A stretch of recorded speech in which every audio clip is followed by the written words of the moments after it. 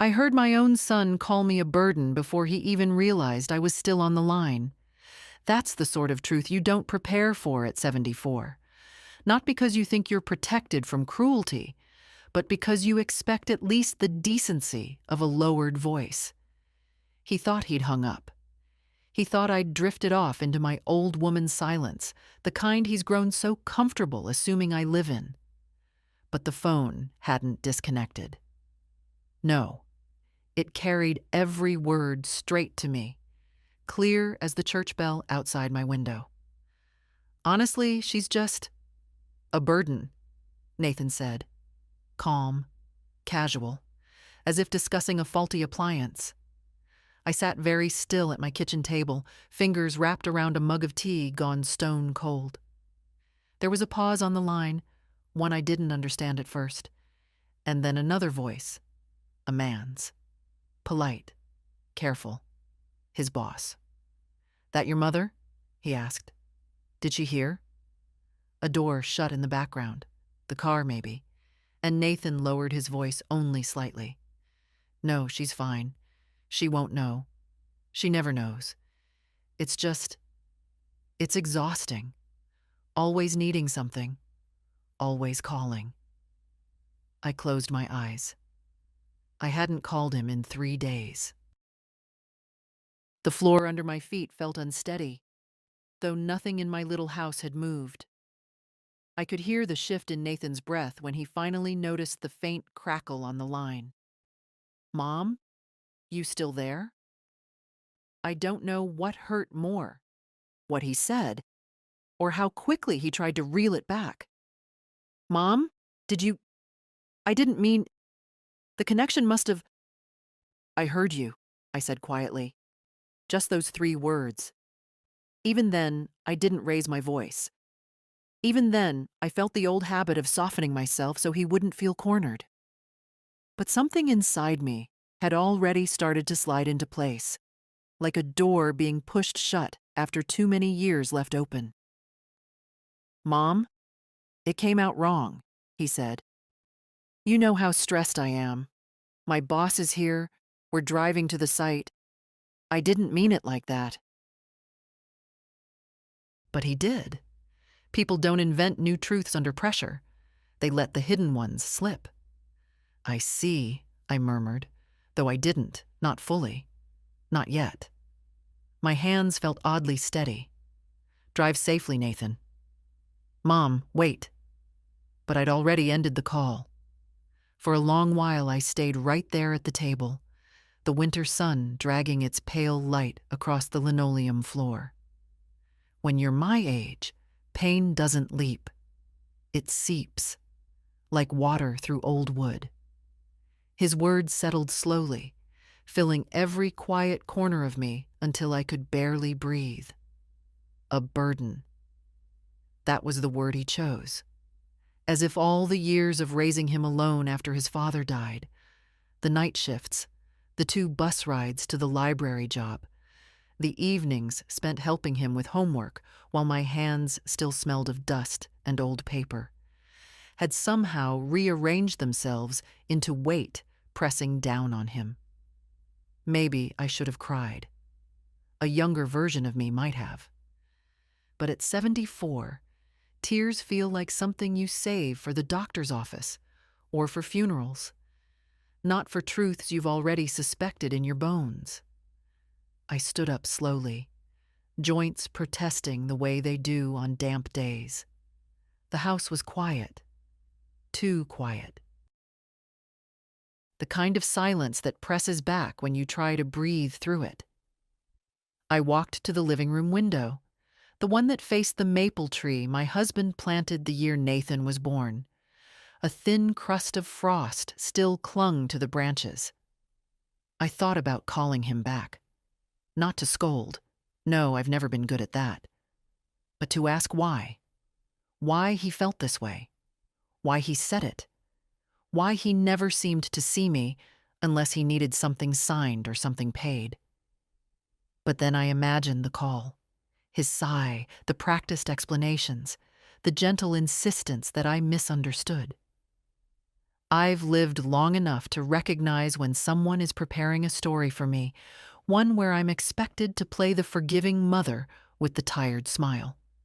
No, not this time.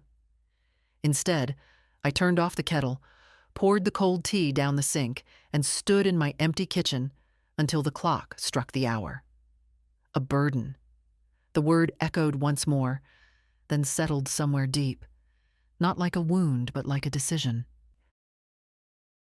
The house felt too small for the weight of that phone call, as if the walls themselves were holding their breath, waiting to see what I would do next. I didn't cry that morning. Grief at my age doesn't spill over. It settles, like a thin layer of dust no one bothers to wipe off anymore.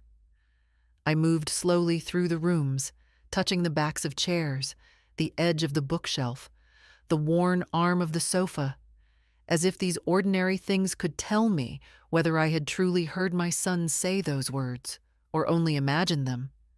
But memory, even an old one, does not lie. His voice echoed clearly. Burden. I carried the word with me into the bedroom where sunlight lay in a narrow ribbon across the quilt I'd had for 40 years. I sat on the edge of the bed and looked at the closet door, remembering when it used to hide gifts for Nathan's birthdays. The baseball glove he wanted so badly at 10. The suit for his first internship interview. The second-hand guitar I worked 2 extra shifts to afford. I remembered the way he used to thank me then. Sincere, unguarded. The kind of gratitude that wasn't shaped by obligation or shame. That boy is gone, I thought. And I'm not sure when he disappeared. People assume that relationships crack loudly, but more often, they dissolve quietly, like sugar in warm water.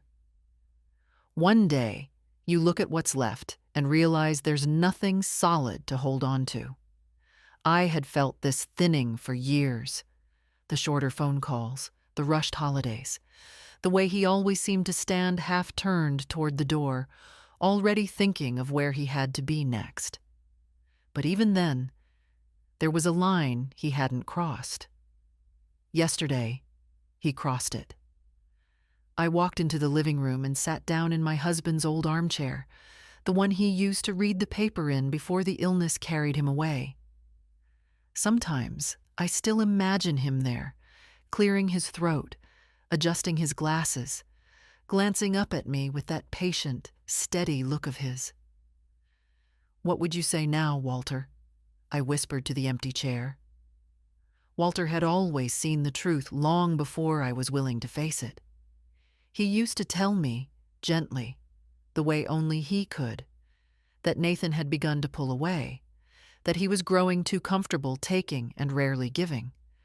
But back then, I defended our son the way mothers do, out of instinct rather than reason. He's busy, I would say. He's young. He'll come around. But youth becomes middle age, and busyness becomes an excuse sharpened into habit. I leaned my head back and closed my eyes. The memory of that morning replayed in slow motion. The cold tea, the cracked voice, the steady tone of a man who didn't think his words mattered because the person they were about was too old to count. I don't know how long I sat like that, motionless, listening to the tick of the old clock.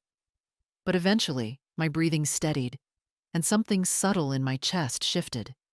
Not healing, not yet, but awareness. A clarity so simple it felt almost embarrassing to name it. I cannot unknow what I heard.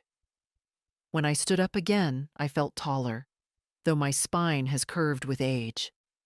I walked to the kitchen, not because I needed anything, but because the room had always been the center of my life. The place where I cooked meals my boys loved, where I stitched Halloween costumes, where bills were paid and scraped knees tended. I opened the cabinet and took down a mug. The chipped blue one Walter bought me at a street fair our last summer together. I boiled water made fresh tea, and sat down at the same table where the word had struck me that morning. For the first time, I let myself ask the questions I'd been avoiding for years. When did my son stop hearing my voice as something worth listening to? When did my presence become an inconvenience to be managed? When did love turn into something assumed rather than felt? I wish I could tell you I found answers, but all I found was the quiet truth that grief and dignity can sit side by side if you let them. My phone buzzed twice on the table. Nathan again. I didn't pick up. I watched the screen dim, the room returning to stillness, and I realized that for most of my life I'd rushed to soften every conflict, to smooth every ruffled edge, to be the one who swallowed hurt to keep the peace. It was a habit carved so deeply into me that breaking it felt like prying open locked fingers. I set the phone aside. Outside the window, a gust of wind shook loose a few brittle leaves, sending them spinning down the street. The maple Walter planted had weathered decades of storms, roots deep enough to survive whatever came its way. I touched the table, the wood warm beneath my palms, and understood something quietly, painfully, unmistakably true. My son may have stopped seeing me, but I had not stopped being someone worth seeing. By evening, the house felt heavier than it had in years, as if silence itself had gained weight and settled into every corner. I moved from room to room without purpose, touching things that suddenly felt like artifacts from a life I wasn't sure I recognized anymore. A half-folded blanket on the couch, a stack of mail I hadn't opened, Walter's old fountain pen resting on the side table. He used to say it made him feel important, even though he only ever used it to sign birthday cards. I stopped in the hallway, looking at the framed photographs lining the walls. Nathan, at 5 years old with chocolate smeared across his cheek. Nathan at 12, missing a front tooth and grinning as if the world belonged to him. Nathan at 18, taller than me, awkward in his graduation gown, but proud. So proud. And me, standing beside him in every picture, smiling with the kind of hope only a mother can carry. When did he stop standing close to me? I couldn't pinpoint it. Perhaps closeness fades the way sunsets do. You don't see the moment light becomes darkness, only the aftermath. My knees ached, so I lowered myself into the armchair opposite the window. Outside, the streetlights were flickering on, one by one, soft halos of yellow light settling over the quiet neighborhood. Families were beginning their evening routines. The Johnson boys riding their bikes in circles, the Tanners dragging their trash cans to the curb, the Petersons' dog barking at absolutely nothing. Life continued, indifferent to the fact that my world had tilted that morning. It struck me then how long my life had revolved around being needed, first by Walter, then by Nathan. And when Walter passed, I clung to Nathan as if helping him was proof that I still had a purpose. Every ride to the airport, every last-minute loan, every casserole, every birthday spent waiting for a call that came late or not at all. I held on to those moments as if they meant he still saw me. I didn't realize until today how deeply I'd mistaken dependence for love. The phone buzzed again on the coffee table. I let it ring. A voicemail followed, then another buzz. A text. I didn't reach for it. I didn't want to hear his voice bending itself into apologies shaped for convenience rather than remorse. Instead, I pushed myself out of the chair and went to the kitchen. I needed motion, something to anchor me. I filled the kettle, lit the stove, and found myself staring at the flame as it curled around the metal base. Heat spread slowly. It takes its time. Grief does too. I thought of the conversation I'd had with Nathan last month. He needed help with a down payment for something. A new townhouse, he said, closer to work. He'd been so certain I would say yes, so matter-of-fact in the way he'd asked. No embarrassment, no hesitation, as if generosity were my obligation. I gave him part of what he wanted, not all, and even that felt like too much now. He never even thanked me properly. He just said, "You're a lifesaver, Mom," the same way someone says, "Pass the salt." The kettle whistled, pulling me from the memory. I poured the water but didn't drink. The steam rose and faded, leaving nothing behind. A sudden chill ran through me, not from the cold, but from the realization that my home, for the first time, didn't feel like safety. It felt like the waiting room of someone else's life. I wrapped my cardigan tighter around myself and walked toward the back door. The evening air was sharp, carrying the faint smell of wet leaves. The maple tree rustled softly, the branches brushing against each other like an old couple whispering in the dark. Leaning against the porch railing, I looked up at the sky. It was turning the color of fading bruise, purple, gray, a hint of blue refusing to surrender. I'd always found comfort in twilight, the way it blurred the edges of the world. Tonight, it only made me feel more visible in my aloneness. But standing there, something else stirred. Something small, but steady. Not anger, not defiance. More like a shift in balance, the first tremor before a long overdue realignment. I whispered into the night, "I'm tired of shrinking." The words surprised me. They weren't rehearsed. They weren't bitter. They were true in a way that felt almost physical. I'd been folding myself smaller for years to make room for other people's comfort. Nathan's moods, his schedules, his pride. I straightened my shoulders. A simple motion, but one that felt like reclaiming a part of myself I'd misplaced. When I went back inside, the house didn't feel heavier anymore. It felt expectant, as if it knew something I hadn't yet admitted. I looked at my phone then, not to listen, not to reply, just to see it lying there, powerless without my attention. For the first time in a long time, I didn't feel guilty for letting him wait. The next morning, I woke earlier than usual, before the sun had fully risen. Dawn crept in shyly, a thin gray light settling over the kitchen table. I sat there with a fresh cup of tea, hands wrapped around the warm ceramic as if it were the only thing keeping me steady. The night had not brought rest. My sleep came in short, shallow bursts, each one interrupted by the memory of Nathan's voice spilling carelessly from the car speaker. A burden. The word clung to me like a cobweb I couldn't brush off.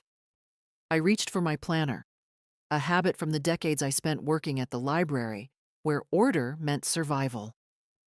I flipped through the pages, scanning the notes I'd written over the past months. Small reminders. Refill prescription. Call insurance. Prune the rose bushes. Bake cookies for the church raffle. But as I looked at the careful handwriting, a strange thought took shape. Quiet, but insistent. My life had been arranged around everyone but me. Bills taped inside the cover. Lists of things Nathan asked for. Loan dates. Payment deadlines. A reminder about the car insurance he'd forgotten to renew. Every page was a breadcrumb trail of the ways I had kept his life stitched together. I turned to the back pocket of the planner where I kept receipts, not out of suspicion, but out of habit. A folded bank statement slipped out, landing on the table. My eyes followed the lines automatically, but the numbers hit me differently this morning. Transfers to Nathan. Transfers labeled temporary loan. Transfers with no label at all, just amounts deducted, unquestioned. It wasn't the money that chilled me. It was the ease with which he had grown to expect it, as if my support were a natural resource that would never run dry. A quiet steadiness settled in my chest then, not anger, not revenge, clarity. A clarity I hadn't had in years. I reached for the phone and dialed the bank before I could talk myself out of it. "Good morning, this is Valley Federal," a young man answered. "How can I help you today?" "My name is Margaret Allison," I said. "I'd like to review my recurring transfers and scheduled payments." There was a pause, the sound of keys clicking. "Of course, Mrs. Allison. I see several monthly transfers. Are you referring to the 3 for utilities, or—" "No," I interrupted softly. "The ones going to my son." Another pause, longer this time. "Ah, yes. I see quite a few?" "List them," I said. He cleared his throat. "There's a bi-weekly transfer of $800, a monthly payment of $300 for his insurance, another for his credit line, and—" "That's enough," I said quietly. "I'd like to cancel all of them, effective immediately." "Cancel all?" His voice wavered. "Mrs. Allison, these have been active for several years. Are you sure?" "I'm sure." I could almost feel him straightening in his chair. "Understood. I will process the cancellations now. But I must inform you, Mrs. Allison, that some of the transfers may already be in the authorization stage. That's fine. If there are any penalties, that's fine as well." He typed for a while. "All right. Everything has been suspended. You'll receive confirmation emails shortly." I thanked him and hung up. My hands weren't shaking. That surprised me. I half expected trembling or guilt, or the familiar ache of wanting to explain myself, justify myself. But there was nothing, just a quiet sense of rightness. I looked around the kitchen, noticing how still it was, how peaceful. I realized then that I had lived so long inside worry. Worry for Nathan's finances, his deadlines, his stress, his moods, that I'd forgotten what my own peace felt like. Now, sitting at the table with the morning light spreading across the floor, I felt something close to it. The next decision came just as naturally. I opened the drawer where I kept personal documents, insurance papers, Walter's old pension forms, my deed, the envelope holding my will. I hadn't looked at it in years. It still listed Nathan as the primary beneficiary. I unfolded the pages slowly, smoothing the creases with my palm. Walter and I had written it together when Nathan was 21, full of promise and kindness. We thought we were ensuring his future. But now, holding the brittle paper, I understood something painful but necessary. My husband had trusted a son who no longer existed. I folded the will back up and placed it on the table. Then I reached for the phone again. The lawyer's receptionist answered cheerfully. "Good morning, Allison and Pierce." "Good morning," I said. My voice surprised me. It was steady, composed. "I'd like to schedule an appointment to update my will and review a power of attorney document." "When would you like to come in, Mrs. Allison?" "As soon as possible." After we set the time, I placed the phone down and leaned back in my chair, letting the finality of my choices wash over me. There was no anger in me, just a strange, cleansing stillness. Outside the window, the maple tree stirred in the wind, its branches swaying like an old friend nodding in approval. And for the first time in years, I didn't feel like someone bracing for the next demand, the next careless request, the next small humiliation disguised as normal. I felt like a woman reclaiming her life. The confirmation emails from the bank arrived just after noon. I saw the screen light up on the kitchen counter, each notification a small, decisive knock echoing through the quiet house. Transfer canceled. Authorization suspended. Recurring payment removed. For years, those very transactions had flowed out of my account like a quiet river, unnoticed until the riverbed had begun to hollow beneath my feet. Now, the flow had stopped. The silence that followed felt like oxygen. I made myself a sandwich, the first proper meal I'd had since yesterday, and ate it, standing by the sink. The morning's decisions had taken something out of me, not because they were difficult, but because they were new. Strength, when you haven't used it in a long time, makes the muscles tremble a little. I took my coat from the closet.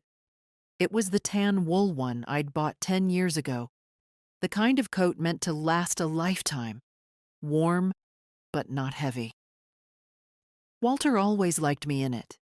He used to say I looked distinguished, though at the time I thought he was just flattering me. Now, slipping it on, I felt something close to dignity wrap around my shoulders. I needed to walk. Not far, just enough to let the cold air clear the remnants of Nathan's voice from my thoughts. The neighborhood was quiet, the kind of quiet only weekday afternoons can produce. A few retirees tending their gardens, a delivery truck idling by the curb, a mother pushing a stroller bundled like winter cargo. I nodded to the usual faces, people who'd seen me year after year, carrying groceries, trimming hedges, waving politely from across the street. But today, for the first time, I felt separate from them. Not distant, simply more aware of myself, as though stepping out of a long fog and seeing the world with clean eyes. I ended up at the park near the library where I used to work. Children played on the swings, their laughter bright and weightless, reminding me of afternoons I'd spent here with Nathan when he was little. Back when his small hand fit easily into mine, and he looked up at me as if I were the sun itself. I sat on the bench, the one beneath the old elm tree. Its bark had deepened in ridges over the years, much like the lines in my own face, shaped by time rather than trouble. The crisp breeze brushed against me, carrying faint traces of pine and distant chimney smoke.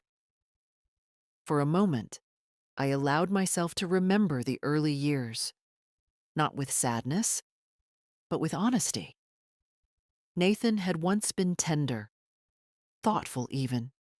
He used to bring me flowers picked from the neighbor's yard, saying they needed to be appreciated. He'd read library books aloud to me, stumbling over words but refusing help. I had believed those seeds of gentleness would grow into something steady in him. But life has its own way of shaping a person, and sometimes those seeds fall on thinner soil than we hope. A robin landed near my feet, hopping twice before flying off. I watched it go and found myself thinking of something Walter once told me during our final months together. We were sitting in the backyard, the autumn wind turning his breath into mist. "Margaret," he'd said, "you carry too much. One day it's going to crush you if you don't learn to put something down." At the time, I'd brushed it off, insisting that motherhood was simply a matter of strength, that loving someone meant holding on, even when they pulled away, even when their weight doubled. But now, with years and loss stretched between then and now, I understood what he meant. There comes a point when holding on is simply another way of hurting yourself. I took a long, slow breath, feeling the cool air settle inside my lungs. When I returned home, the house no longer felt oppressive. If anything, it felt expectant, as though the walls themselves sensed a shift. I set my coat on the rack and checked the clock. Still an hour before I needed to leave for the lawyer's appointment. My phone vibrated. Nathan, again. I let it ring. Then I turned the phone so the screen faced down. A small act, but strangely powerful. In the quiet, I reviewed documents, the deed to the house, my insurance, my savings accounts. I ran my finger along the edges of the papers, feeling the weight of every signature I'd ever given for Nathan's sake.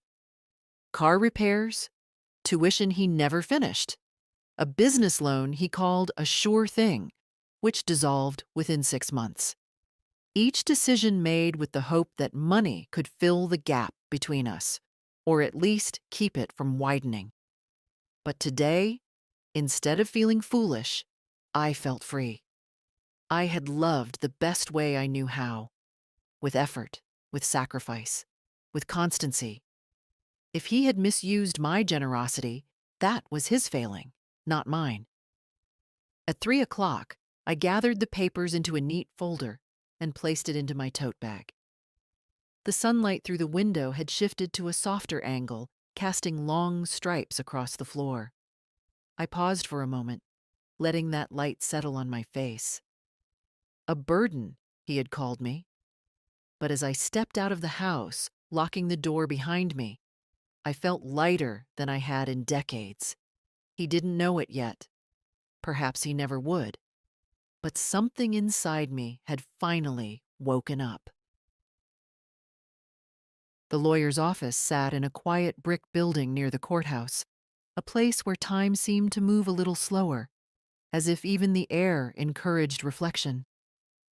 I'd been here only once before, years ago, when Walter and I first drafted our will.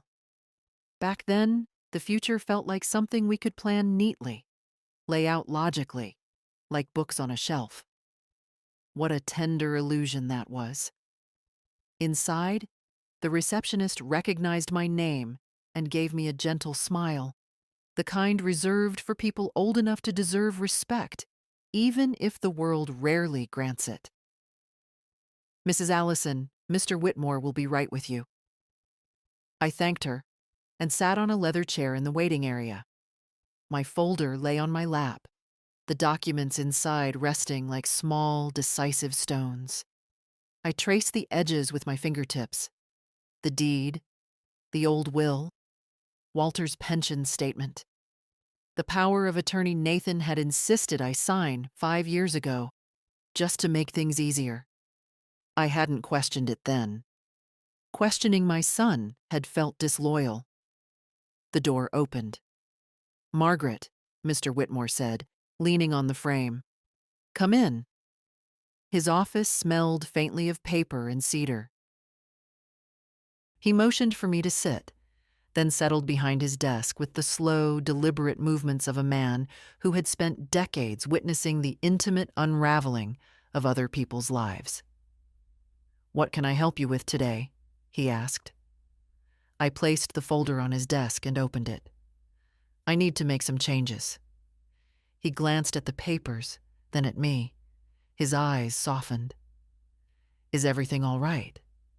It was a simple question, but the kind that could knock the breath from a person if answered honestly.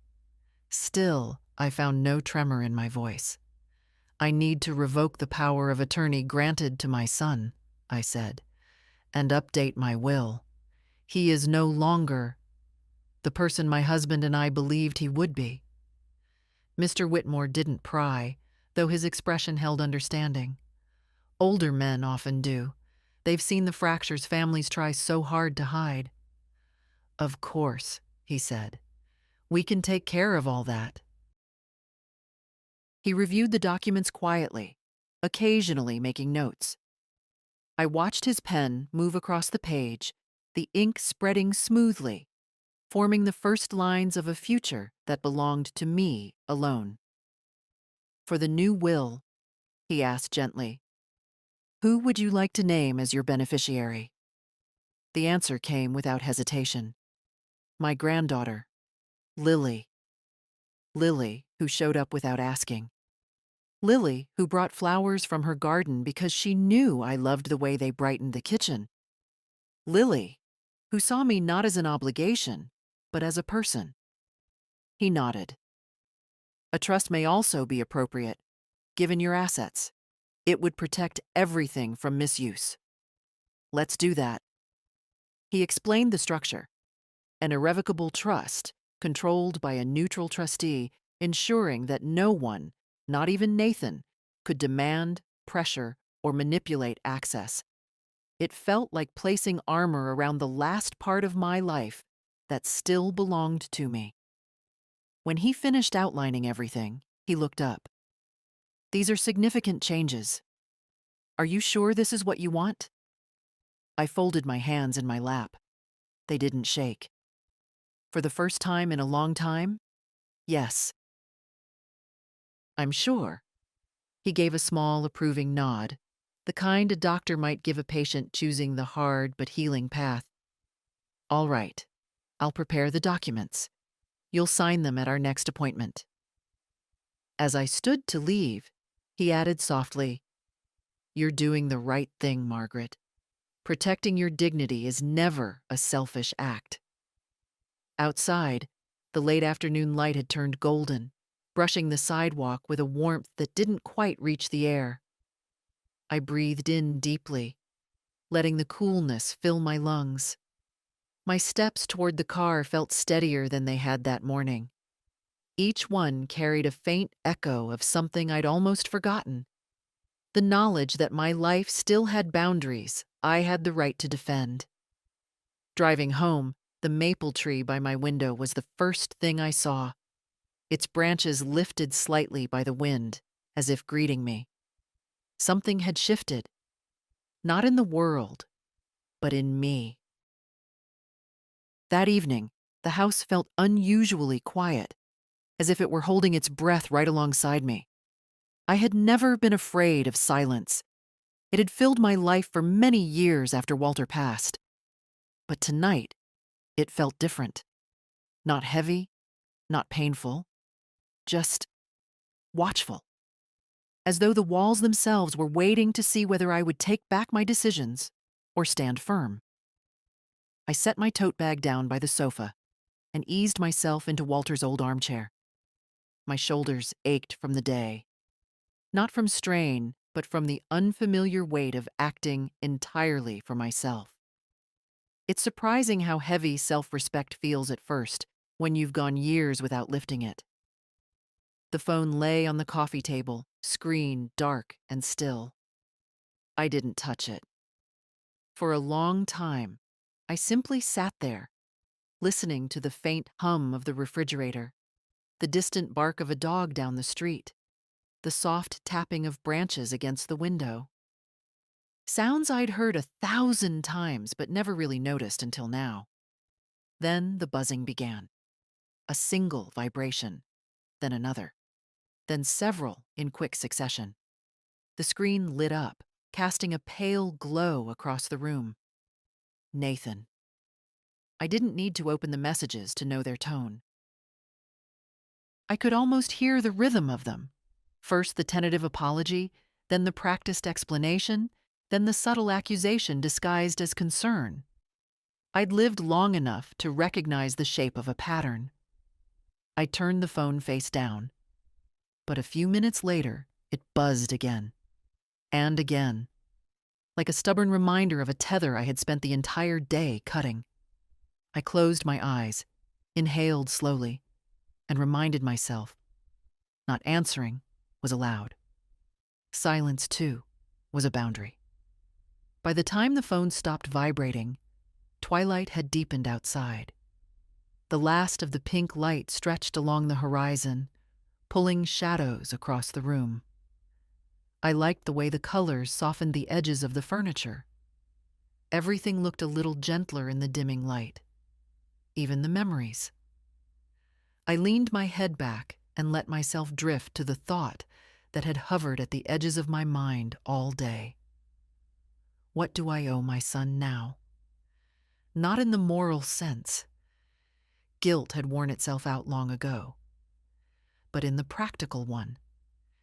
If I no longer held his financial burdens, if I no longer played the role he depended on, what place did he imagine for me in his life? I suspected the answer, a decorative one. A holiday chair to fill, a soft voice to soothe, a wallet to open when he stumbled. But I was no longer willing to be anything that existed only on his terms. The phone vibrated once more, this time long enough to signal a voicemail. Then silence settled again. I don't know how much time passed before I heard the soft scrape of something at my front porch. A car door closing. Footsteps on the wooden steps. The familiar rhythm of someone who knew exactly how the boards creaked. For a moment, my heart tightened, not with fear, but with the instinct of a mother bracing for impact. A knock followed, firm, impatient. Then another. I didn't rise right away. I let the sound echo through the hallway, let it roll over me like cold water. When I finally stood, I did so slowly, feeling the steadiness beneath my feet. This time, I wasn't rushing toward an apology I didn't owe. At the door, I paused, resting my hand on the frame. The porch light cast a yellow glow across the frosted glass. Nathan's silhouette stood on the other side, shoulders rigid, head tilted forward, the stance of a man accustomed to being heard the moment he demanded it. I breathed in deeply before opening the door. He didn't greet me. He didn't even try to soften his expression. "Mom," he said, his voice clipped. "I've been calling all day." "I know." "You didn't answer." "No," I said calmly. "I didn't." He blinked, taken aback by the simplicity of my reply. He wasn't used to me being direct. He wasn't used to me withholding explanations. "I need to talk to you," he said, stepping slightly forward as if prepared to cross the threshold without invitation. I didn't move. "Then talk," I said. "But stay outside. I'm not ready to host company tonight." His jaw tightened, irritation flaring behind his eyes. But for once, he didn't push. Maybe it was the shift in my tone, the absence of pleading, of softness, of guilt. I think he heard something new in my voice, something unfamiliar to him. Respect for myself. He exhaled sharply. "Mom, what is going on? I got notifications from the bank. All the transfers were stopped. All of them. Why would you do that without talking to me?" The question wasn't surprising. What surprised me was how little it pierced. "I didn't need your permission to make decisions about my own money," I said gently. He stared at me, stunned into silence. The sky behind him darkened, turning the edges of his figure into shadow. For the first time in our lives, I saw not the boy I raised, not the man I hoped he'd become, but the person he was in this moment. Someone forced to face the consequences of years he had taken for granted. And I felt no guilt. Only a steady, quiet certainty that this conversation was the beginning of something long overdue. Nathan stood on the porch as if the cold couldn't touch him, though the night air had sharpened enough to sting my cheeks. He kept shifting his weight, bouncing slightly on the balls of his feet, a habit he'd developed in childhood whenever he felt cornered. Back then, I would bend down, smooth his hair, tell him everything would be all right. Tonight, I simply watched. "Mom," he said, lowering his voice as if I were the unreasonable one, "you can't just cut everything off without warning. I rely on those transfers." I folded my arms loosely, not in defense, but in steadiness. "That's the problem, Nathan. You rely on them." "They're temporary," he insisted. "You know that." Temporary, a word he had used for years, stretched until it no longer resembled anything true. Before I could respond, headlights swept across the street. A small car pulled up and parked just behind Nathan's. The door opened, and a familiar slender figure got out. "Grandma?" The voice was soft, surprised. I saw Dad's car. Is everything okay? Lily. She walked toward us, her long scarf wrapped twice around her neck, hair pulled up in the messy knot she always wore when studying. 19 years old, thoughtful as a spring morning, brave without trying to be. Nathan stiffened. Lily, go home. This is between me and your grandmother.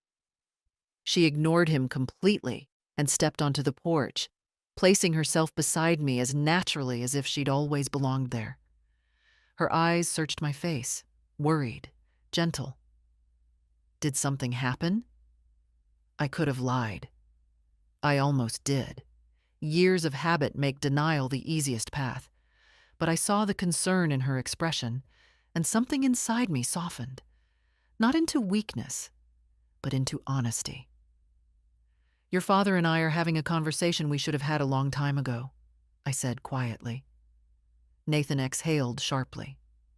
Unbelievable. Mom, you're making this bigger than it is. I said something I didn't mean. Can't we just move past it? Lily's eyebrows knit together. What did you say? He shot her a warning look. This is none of your business. That's not how family works, Dad, she said calmly. Not when you hurt someone. Her composure unsettled him. She had Walter's steadiness, not mine. Well, he snapped, since you seem to think you're a part of this, fine. I accidentally left Mom on speaker this morning, and she heard something out of context. I didn't speak. I let him choose his version. He cleared his throat. I said she was difficult sometimes, that's all.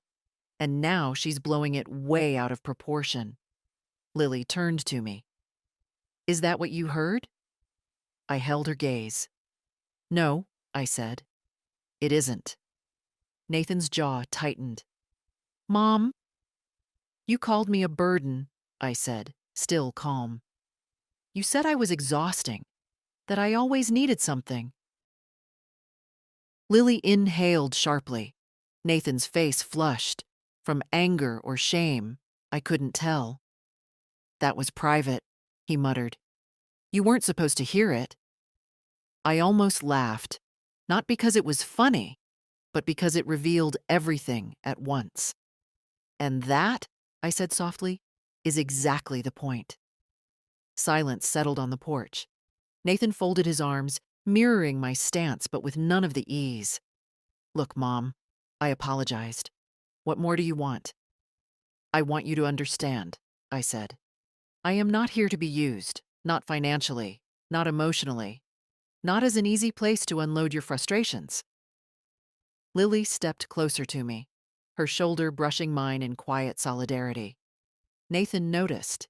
His eyes narrowed. So she knows now? He asked, voice rising. You told her? Of course you did. Great. Wonderful. One more person who thinks I'm the villain. No one said that, I replied.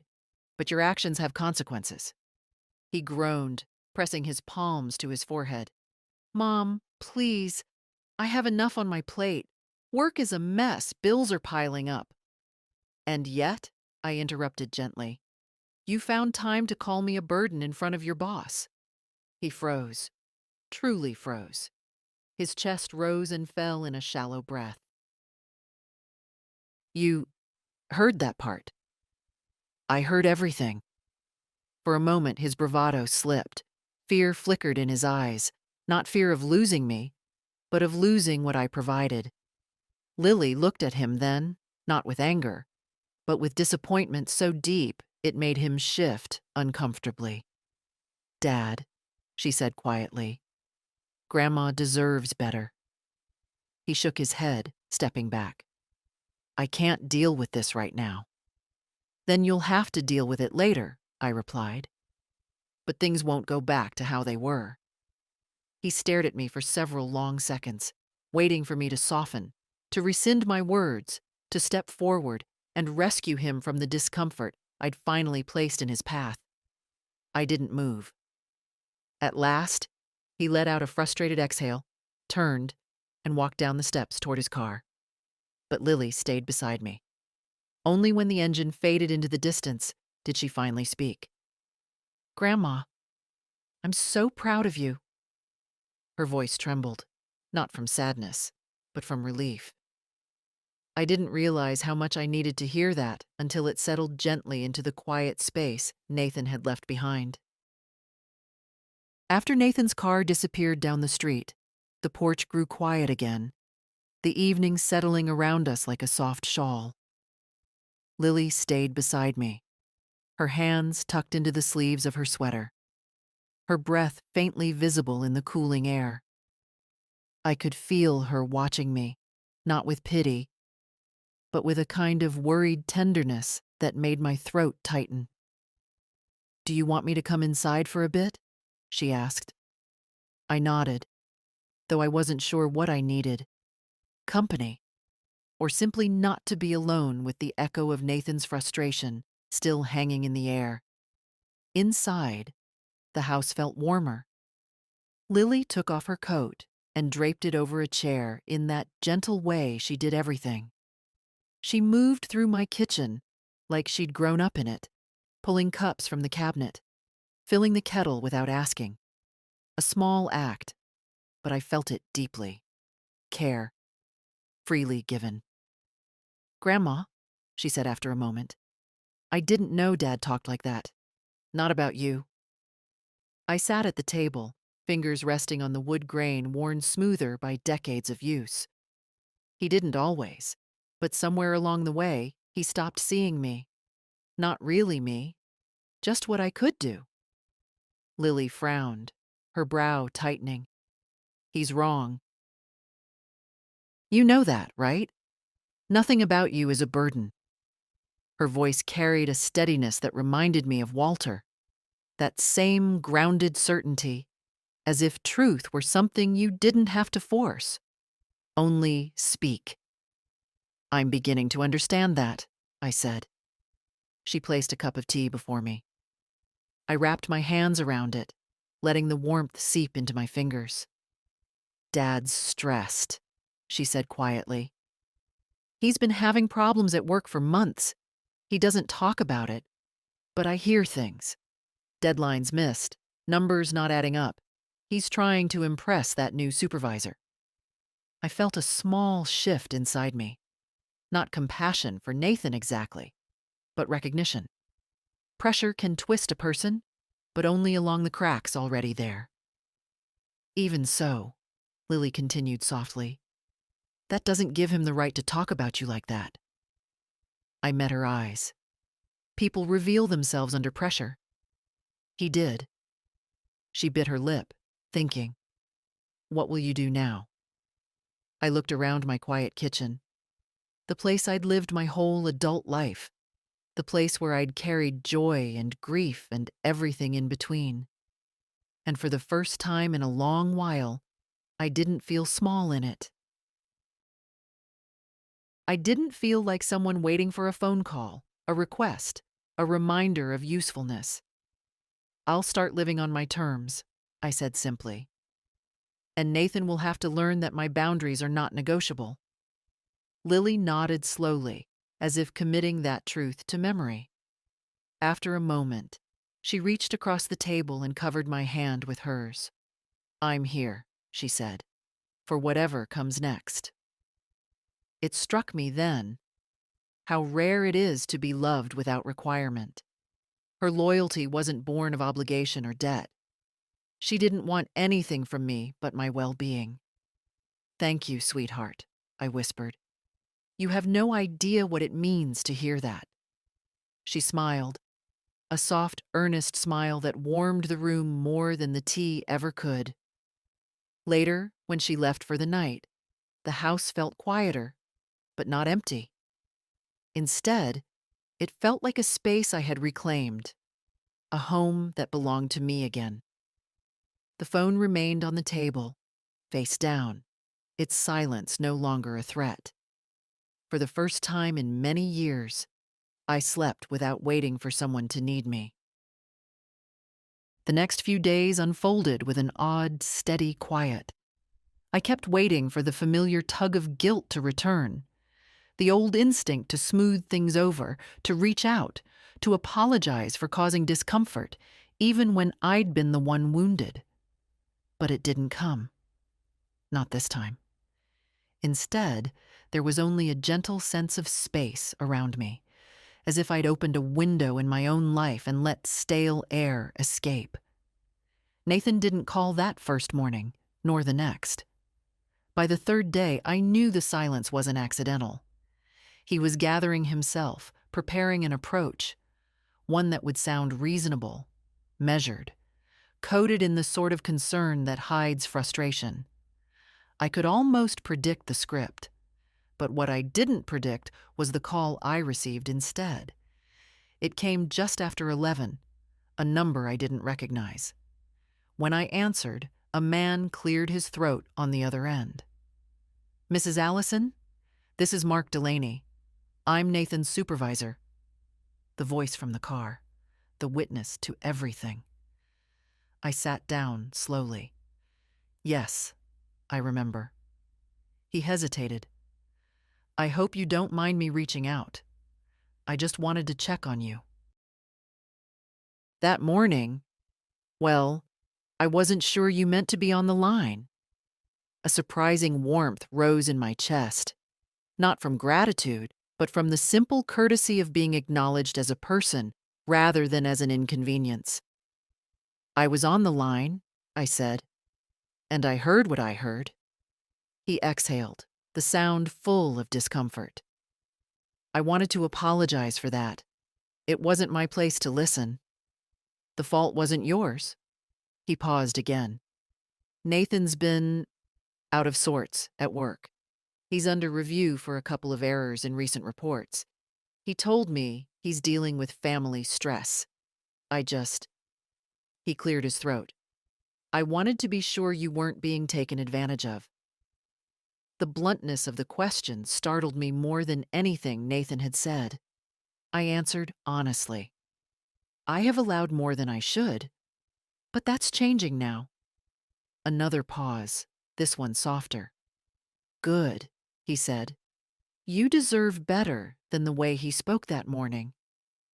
I thanked him quietly and ended the call. For several minutes I remained seated, staring at the teacup cooling between my palms.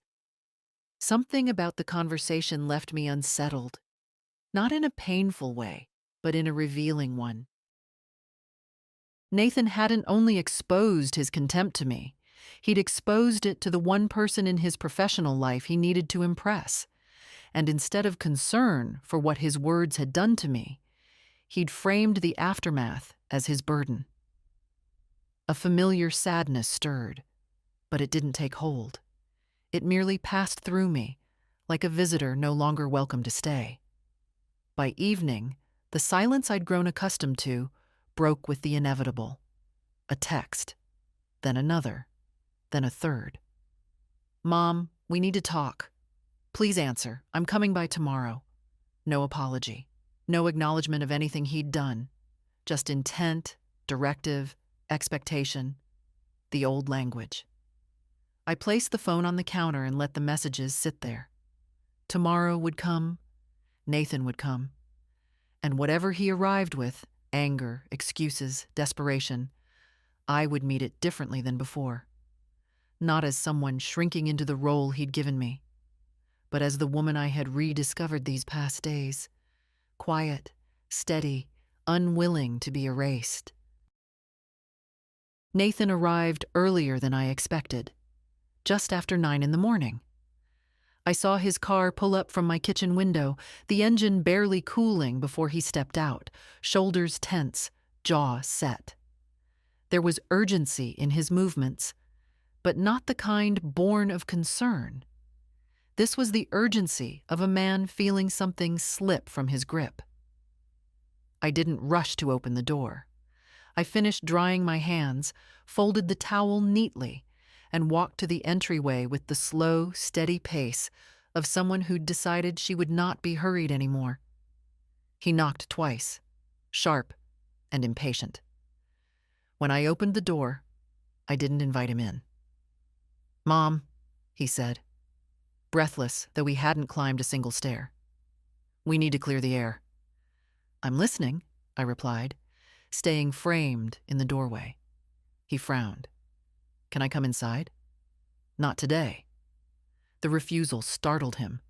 I saw it flicker across his features before he tried to mask it with irritation. "Fine," he said. "We'll talk here." He rubbed the back of his neck, searching for the right opening. "Look, I know you're upset, obviously, but cutting off the transfers? Canceling everything without a conversation? That's extreme." "It's overdue," I corrected. He blew out a breath. "Mom, you know what I meant the other day. I was stressed. My boss was in the car. I just said something stupid." "You said something true," I said softly. "True to how you see me." His mouth tightened. "That's not fair. It's honest." He looked away then, glancing toward the street, as if hoping the argument would drift somewhere else. It didn't. "You didn't have to embarrass me at work," he muttered. "Delaney pulled me aside yesterday. He said he called you." "He did." "You talked to him? Why would you—" "He reached out to be sure I wasn't being taken advantage of," I said. "He showed more concern than you have in years." That struck him hard. I saw the flinch he couldn't hide. "Mom," he said, lowering his voice, "my job is on the line. I can't have people thinking I'm irresponsible." I held his gaze. "Then perhaps you should start behaving responsibly."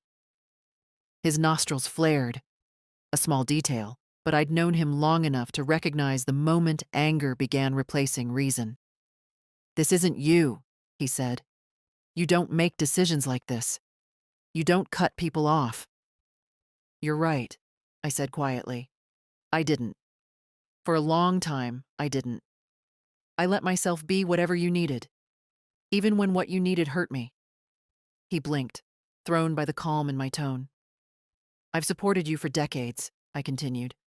"Not because I had to, but because I loved you. I still do. But love cannot survive on one side forever."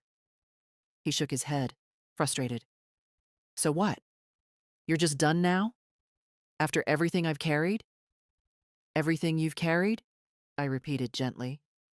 "Nathan, most of what you carried, I handed you. Most of what you struggled with, I paid for. And most of the time, you never even said thank you." His lips parted, but no sound came out. For a long moment, we just stood there, the morning light stretching across the porch, illuminating truths neither of us had said aloud before.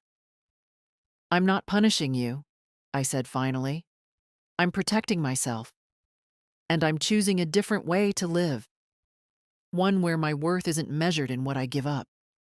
He swallowed hard, emotion flashing across his face. Frustration, disbelief, fear, but not remorse. Not yet. "So that's it," he whispered. "You're choosing this distance?" "I'm choosing dignity," I said. "You're welcome to meet me there, if you're willing to." He didn't respond. Not a word. He stepped back slowly, as if the porch itself had become unfamiliar ground. "Mom," he began, but the rest never came. He turned, walked to his car, and drove away without looking back. I closed the door gently, not as an ending, but as a boundary. And for the first time in many years, closing a door didn't feel like loss. It felt like clarity. The morning after Nathan left my porch, I woke with an unfamiliar feeling. Not ease, not joy, but a kind of groundedness. As if my feet were finally planted firmly in my own life rather than in the space his needs carved out for me. The house was quiet, sunlight just beginning to stretch across the bedroom floor. For once, I didn't wake with the reflex to check my phone or the lingering dread of what favor might be asked next. I brewed tea and carried it to the dining table, letting the steam warm my face. Outside, the maple tree shifted in the wind, leaves brushing together with that soft sound I'd always mistaken for loneliness. Today, it felt like company. Midway through my tea, the phone buzzed. A single vibration. Not frantic, not insistent. Nathan. I didn't pick up. I let it go to voicemail. A moment later, the message notification appeared, but I didn't press play. My world didn't need to rearrange itself around his urgency anymore. Instead, I gathered the documents from yesterday's meeting and laid them neatly on the table. They no longer felt like heavy choices, just steps forward. Necessary steps. My hands moved with a steadiness I hadn't felt in years. By lunchtime, I had almost convinced myself the worst of it was behind me. But life rarely grants clean lines. It moves in circles and echoes. At 1 o'clock, a firm knock sounded at the front door. Not hurried, not angry, just present.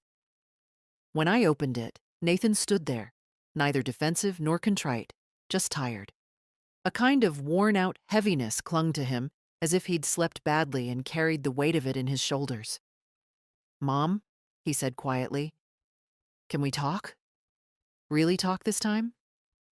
I considered him for a long moment, then nodded and stepped onto the porch, closing the door behind me. I still wasn't ready to let him inside my space. Boundaries aren't built in single moments. They're reinforced one decision at a time. He didn't argue. That alone was surprising. "I listened to your voicemail," he began. "I know it didn't seem like it yesterday, but I am trying to understand." Trying, not succeeding, but trying. "What is it you think you understand?" I asked. He rubbed his eyes. "That I've been relying on you too much. That I've taken advantage. I know it looks that way." "It doesn't just look that way," I said gently. "It is that way." He winced, but he didn't fight it. "I keep telling myself I'm helping you when I keep things from you," he said. "That I'm protecting you from stress. But maybe I've just been avoiding responsibility and expecting you to pick up the slack." It surprised me. Not because it was profound, but because it was honest. I didn't speak. I let him continue, let him sit in the truth he was only beginning to face. "I know I hurt you," he said softly, "and I'm not asking you to pretend otherwise." A small wind moved between us, lifting a curl of hair from my forehead. "I can't undo the things I said," he went on. "And I don't expect you to forgive me right away, but I don't want this distance. I don't want to lose you." There it was. The fear behind his urgency. Real, unpolished, unguarded. "Nathan," I said, "you're not losing me. You're losing access to the parts of me you misused." He looked up sharply, eyes rimmed in something like shame. "I'm your mother," I continued. "That doesn't end. But what does end is the expectation that I will carry you at the cost of myself. I won't return to that." He swallowed. "I don't know how to fix this." "You start," I said, "by listening. Truly listening. Without dismissing, without minimizing, without turning everything into what you feel." He nodded slowly, hesitant, but present. "I can try," he said. "Trying is a beginning," I replied. "But the rest is on you, not me." For the first time in years, he didn't argue. He simply lowered his gaze and breathed, as if absorbing the weight of what I'd said. We stood there for a moment, not reconciled, not healed, but honest. And sometimes, honesty is the first doorway to change. Nathan didn't call for 2 days after that conversation on the porch. Not out of anger. I could sense that in the silence. It was the pause of a man trying to rearrange the pieces of his life and unsure where to place the largest one, his own mother's boundaries.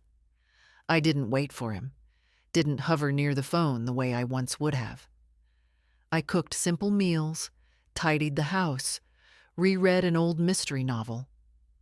I moved through my days as if I were stepping back into a life I'd forgotten belonged to me. On the third evening, just as I was settling into my armchair with a blanket across my knees, I heard a hesitant knock at the door.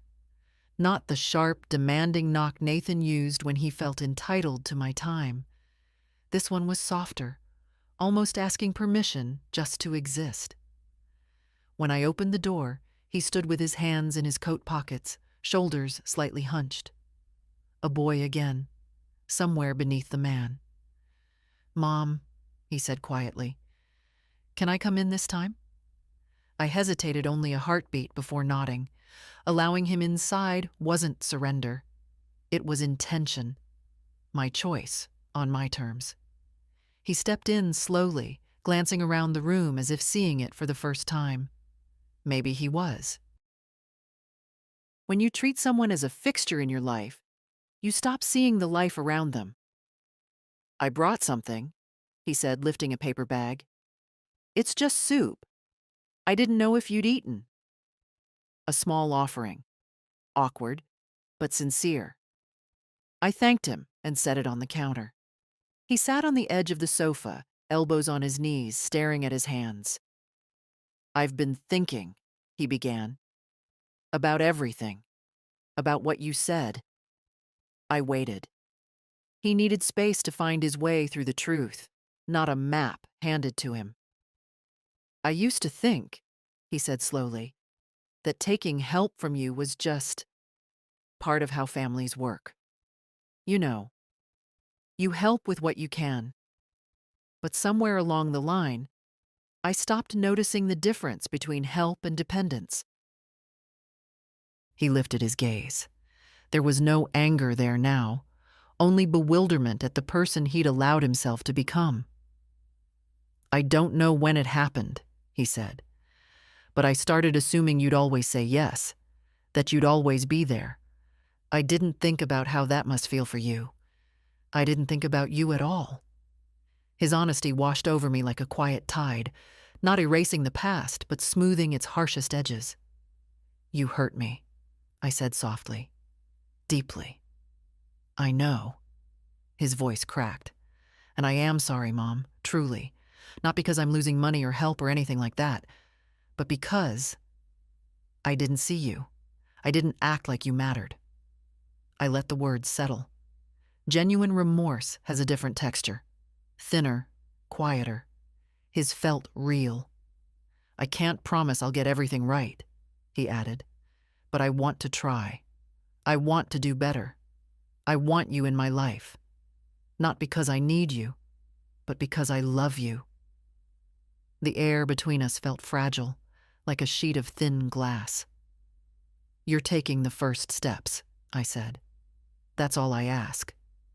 But understand, Nathan, I won't go back to the way things were. I won't erase myself to keep peace." He nodded quickly. "I don't want that. And I don't want to be that man anymore." A long silence followed, but it wasn't uncomfortable.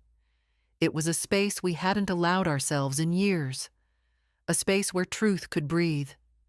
Finally, he stood. "I should go. I don't want to overwhelm you." "You didn't," I said.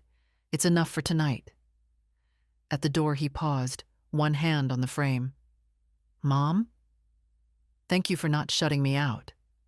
I shook my head gently. "No, Nathan. I'm inviting you in. Differently. That's not the same as letting you walk over me." He swallowed hard, nodded, and stepped into the night. When I closed the door, I didn't lean against it for support the way I once might have. I simply stood there, feeling the stillness settle into me like something earned.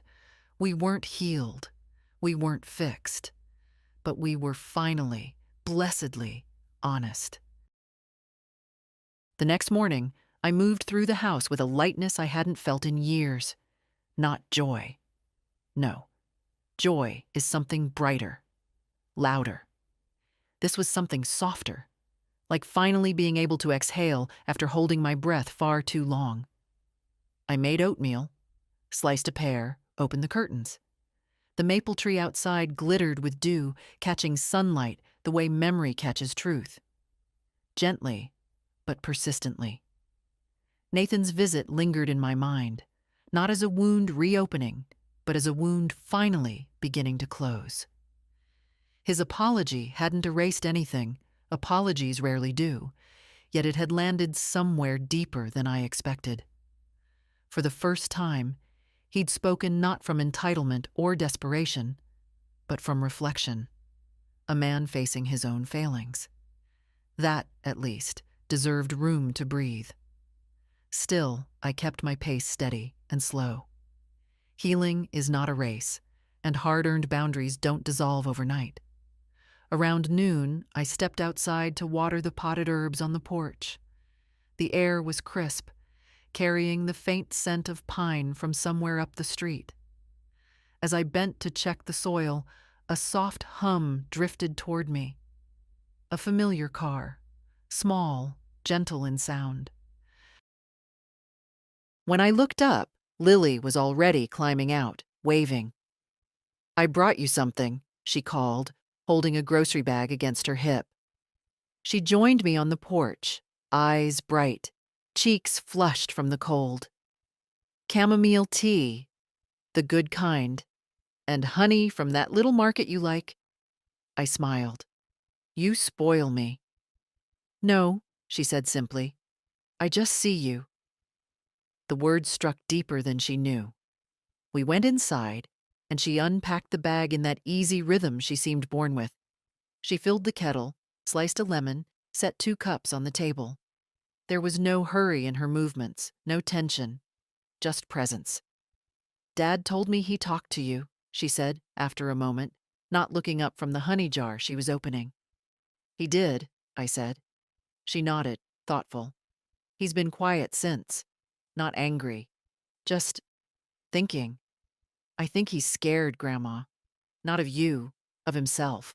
Of realizing things he didn't want to admit." I sat with that for a moment. Fear can be a powerful teacher, if one is willing to learn.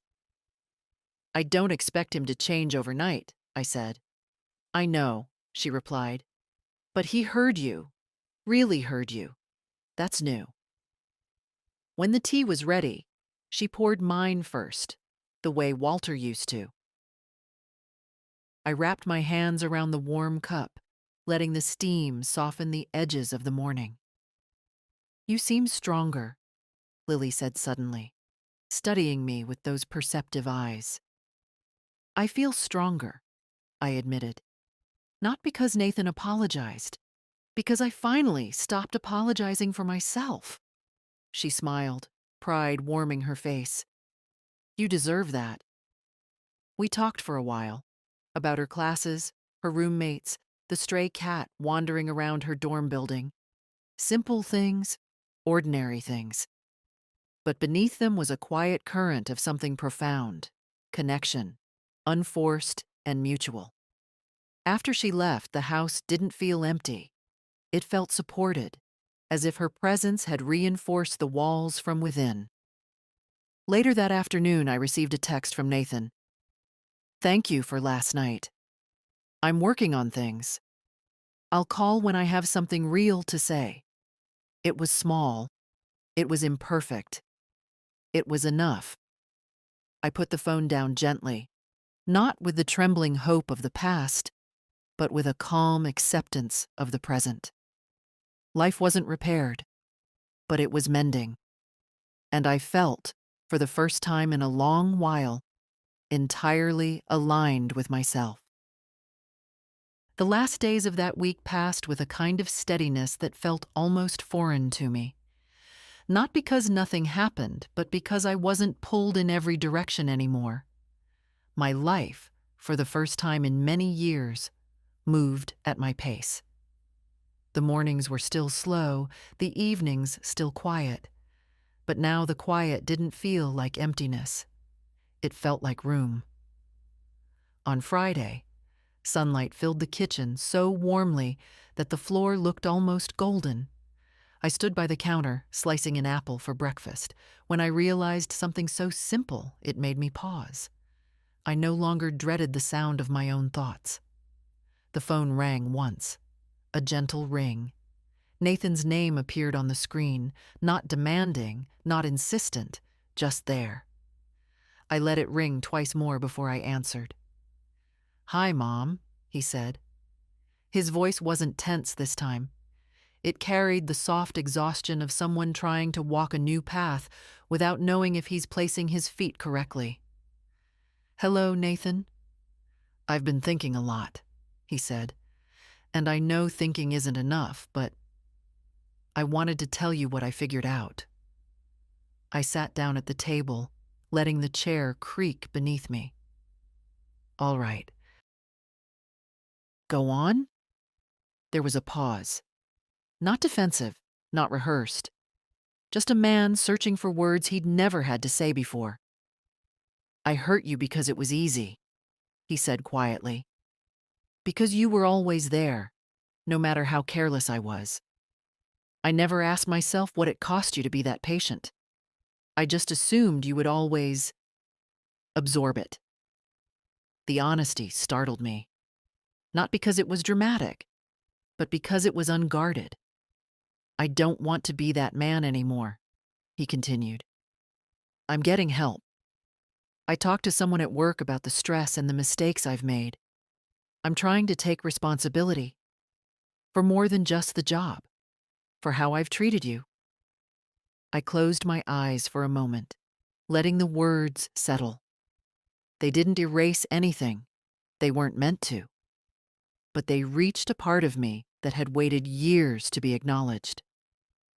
"I'm glad you're doing that," I said. "I know I don't deserve your trust back right away," he said. "But someday, maybe I can earn a little of it." Outside, the wind brushed against the windows, a quiet rustle like an old friend clearing its throat. "You can begin by keeping your word," I said. "By seeing me as a person, not a solution." "I will," he said quickly. "I promise." Promises, I knew, were fragile. But beginnings rarely come in perfect form. They come in earnestness, in effort, in the space between what we were and what we hoped to be. When we ended the call, I didn't feel triumphant. I didn't feel vindicated. What I felt was steadier, a calm acceptance that life doesn't always offer clean victories. Sometimes it gives you a shift, a turning, a door half open instead of slammed shut. In the afternoon, Lily stopped by with a bouquet of late-season flowers. She placed them on the table and looked at me with that bright, searching gaze of hers. "You look peaceful," she said. "I feel peaceful," I answered. We sat together on the porch, wrapped in blankets, sipping chamomile tea as the sky softened toward evening. The maple tree stood tall, its branches moving gently, the same way Walter used to nod when something finally made sense to him. "Grandma?" Lily asked after a quiet stretch. "Are you proud of yourself?" I smiled at the horizon. "Yes," I said, "I am." Not loudly, not triumphantly, but truthfully. Because I had chosen myself without abandoning love. I had drawn a line without building a wall. I had reclaimed my voice, not to shout, but to speak clearly again. As the last of the light faded, I heard myself say something I'd never allowed before.